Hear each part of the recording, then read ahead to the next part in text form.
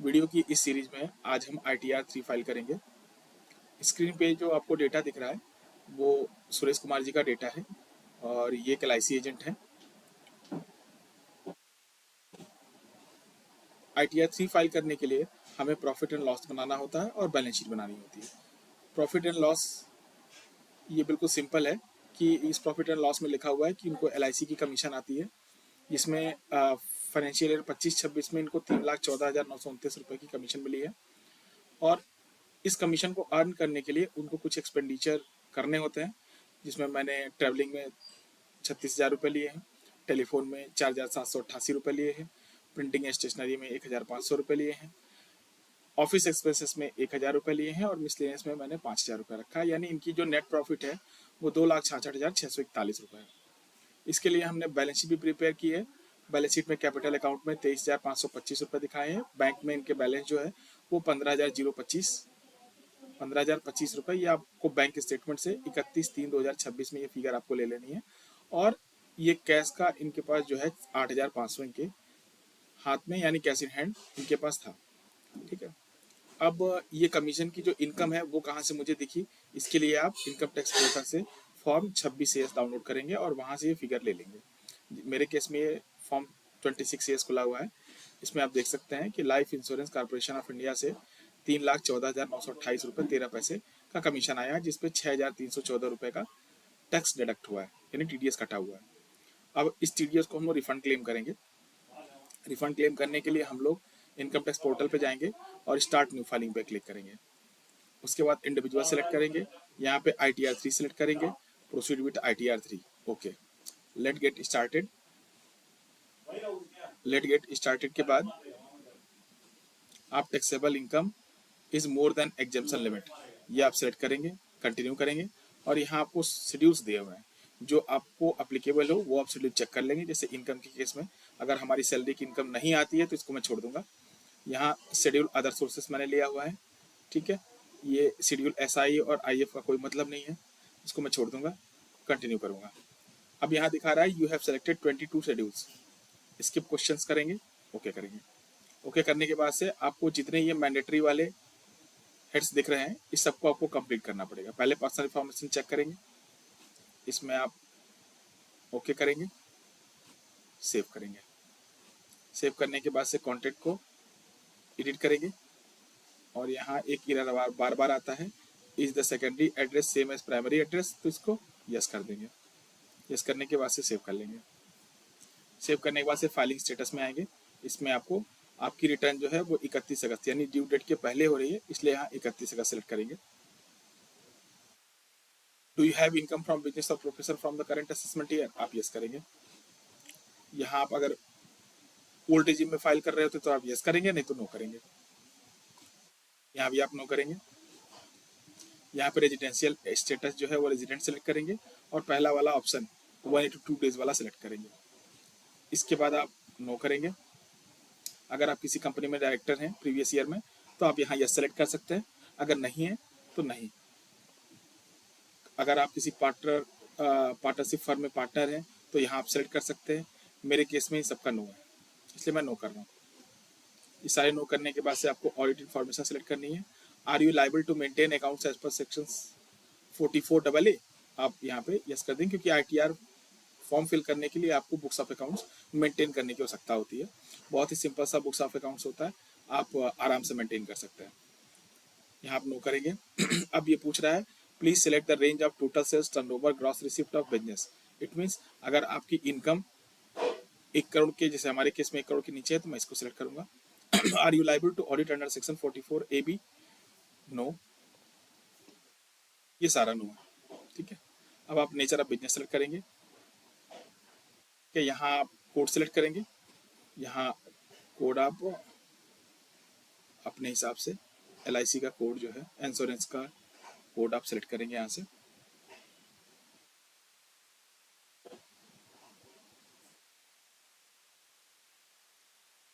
बहुत सारे कोड्स दिए हुए हैं जो आपसे रिलेटेड हो। जैसे हम यहाँ LIC के एजेंट की बात कर रहे हैं तो यहाँ हम उससे रिलेटेड सेलेक्ट करेंगे।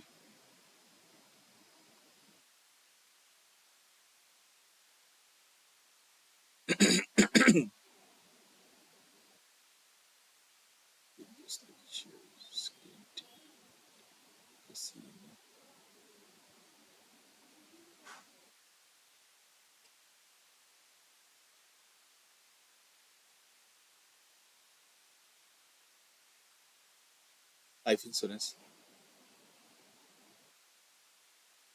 ठीक है। यहाँ आप नाम डाल देंगे जिसके नाम से पैन है, जिसकी आप रिटर्न कर रहे हो। अगर उन्होंने कोई प्रोप्राइटरशिप फर्म बना रखी है तो आप यहाँ प्रोप्राइटरशिप फर्म का नाम भी डाल सकते हैं। डिस्क्रिप्शन में आप इंश्योरेंस कमीशन डालेंगे, सेव कर देंगे। सेव करने के बाद ये आपकी डिटेल आ गई, आप इसको चेक करेंगे, कंफर्म करेंगे।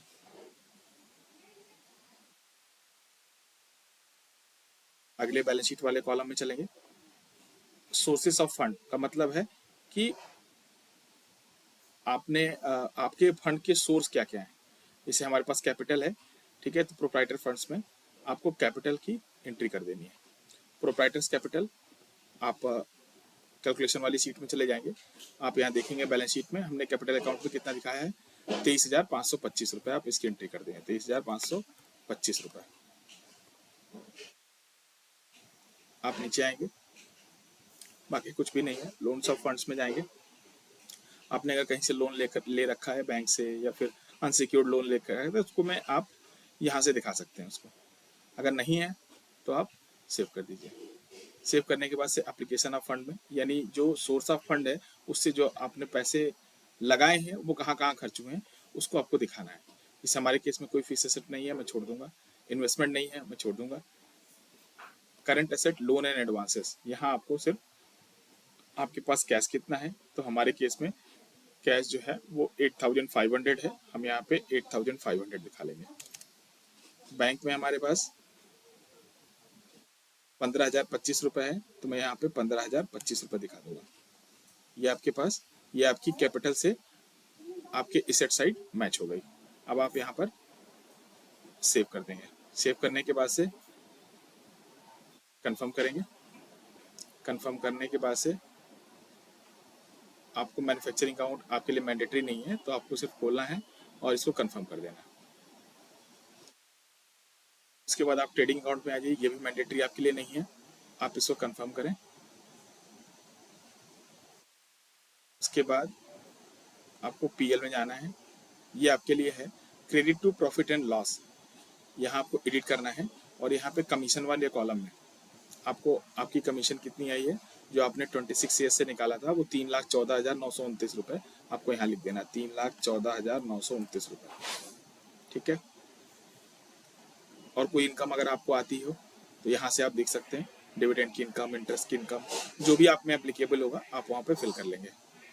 अगर आपको यहाँ पे कोई भी आप इनकम आपसे रिलेवेंट नहीं मिल रही है तो यहाँ पे आप ऐड कर सकते हैं, ठीक है। आप सेव कर लीजिए। सेव करने के बाद आपको debit to profit and loss account, it means आपके जो खर्चे हैं, आपके जो एक्सपेंडिचर है वो आपको एंट्री करनी है। तो जैसे पावर एंड फ्यूल है, consumption of stores and spare parts है, रेंट्स है, रिपेयर टू बिल्डिंग है, रिपेयर टू मशीनरी है, तो आप यहाँ पे डाल सकते हैं। जैसे हमारे केस में ट्रैवलिंग है 36,000, तो हम लोग यहाँ पावर एंड फ्यूल में 36,000 एंट्री कर लेंगे, ठीक है। कंपनसेशन, अगर आप किसी को सैलरी देते हैं जिससे आप अपना काम करवाते हैं तो आप यहाँ फिल कर सकते हैं, ठीक है। उनके लिए अगर कोई आपने इंश्योरेंस ले रखा है तो उसके प्रीमियम को आप यहाँ से माइनस कर सकते हैं। उसके बाद आप कमीशन किसी को देते हैं तो वो यहाँ से कम कर सकते हैं, ठीक है। आप professional consultancy fee for technical service आप यहाँ डाल सकते हैं। उसके अलावा ये खर्चे दिए हुए हैं, जैसे टेलीफोन के हेड में हम लोगों ने 4788 रखा है, ठीक है, खर्च किया है। प्रिंटिंग या स्टेशनरी, अब आपको आपके हेड यहाँ ना मिल रहे हो तो आप यहाँ पे ऐड कर सकते हैं। यहाँ पे ऐड मोर वैल्यू करेंगे और एक्सेल से आप इसको पेस्ट कर देंगे। प्रिंटिंग एंड स्टेशनरी में 1,500, ऑफिस में 1,000,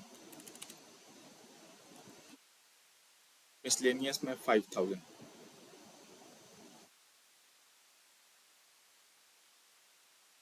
ये मैंने पहले फिल कर रखा था इसलिए ये सिलेक्शन दे रहा है, ठीक है। आप अपने एक्सेल की सीट से कॉपी पेस्ट भी कर सकते हैं या अपने आप से लिख भी सकते हैं।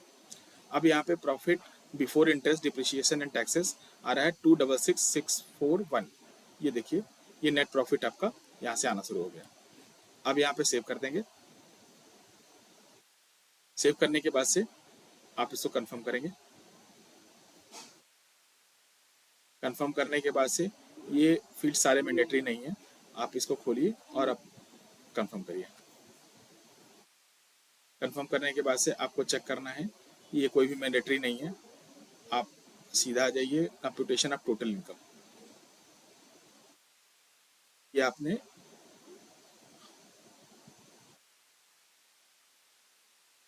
66641 आपने दिखा रखा है। इनकम फ्रॉम अदर सोर्सेस में 2,35,143, ये कहाँ से आ रहा है? ठीक है, इसके लिए जो है प्रॉफिट एंड लॉस वाले कॉलम में जाएंगे, शेड्यूल बीपी में, शेड्यूल बीपी एडिट। यहाँ पे कुछ हमसे गलती हुई है जिसके कारण ये डबल आ रहा है। ठीक है, तो इसको हम ठीक करेंगे।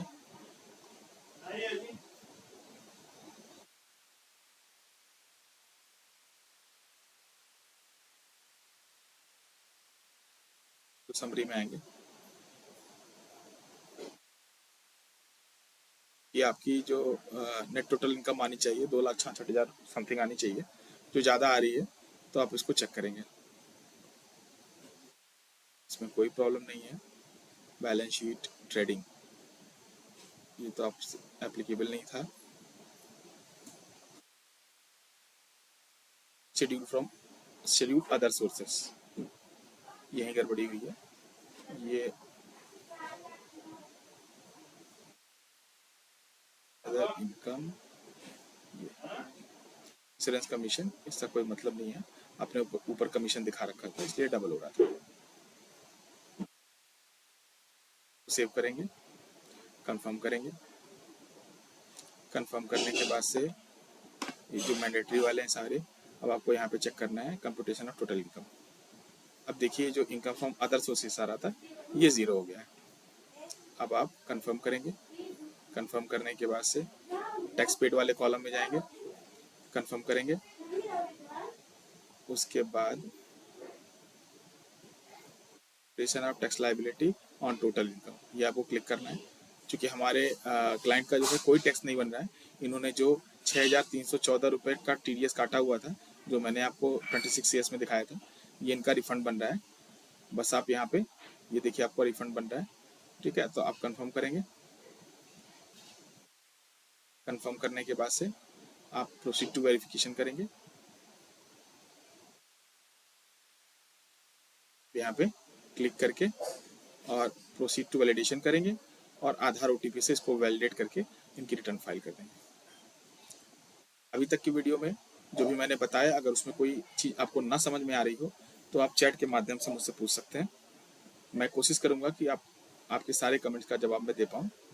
ऐसे ही और इन्फॉर्मेटिव वीडियोस के लिए लाइक सब्सक्राइब करें प्रॉफिट एंड लॉस जंक्शन। धन्यवाद।